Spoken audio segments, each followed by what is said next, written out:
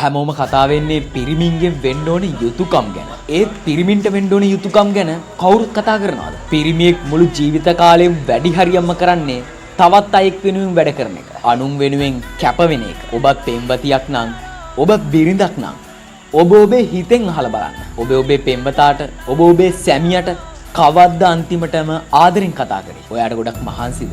මං ඔයාට තේ එකක් හදලා දෙන්නද? කවද්ද එහෙම ඇහුවේ? අඩුම තරමේ එයා දවල්ට කෑවා කියලා කිව්වට ඇත්තටම කාලා දින්නේ කියලා හොයලා බැලුවද? අඩුම තරමේ එක එක ප්‍රශ්න අහන්න නැතුව ඔළුව නිදහසේ නිදා ගන්නවත් දුන්නද? පුංචි වයස්වලදී ආදරය කරන කොල්ලෙක්ට ගොඩක් වෙලාවට පෙම්වතිය නීති දානවා. ට්‍රිප් යන්න එපා, යාළුවොත් එක්ක පාටි වලට යන්න එපා, අරය ආශ්‍රය කරන්න එපා, මෙයා ආශ්‍රය කරන්න එපා. ඔබ දන්නවද අවුරුදු 25 පැන්න ගමන්ම පිරිමියෙක් වගකීම් ඔලුවට ගන්නවා. එතනින් එහාට එයා එයාගේ ජීවිතේ සතුටු වෙන දේ ගොඩක් වෙලාවට අමතක කරනවා. අවුරුදු 50 අවුරුදු 55 වෙනකන් විතර එක දිගටම අනුන් වෙනුවෙන් වැඩ කරනවා. අලුතින් ඇඳුමක් ගන්නෙත් කලාතුරකින්. ආස කරන කෑමක් කියලා දෙයක්වත් නැහැ. ඒ වුණාට ගැහැණියෙක් වගේම පිරිමියෙකුත් කැමති තවත් කෙනෙක් ගාව හොරතල් වෙන්න. තමන්ව තේරුම් අරන් වැඩ කරනවට ගොඩක් වෙලාවට පිරිමි කැමති.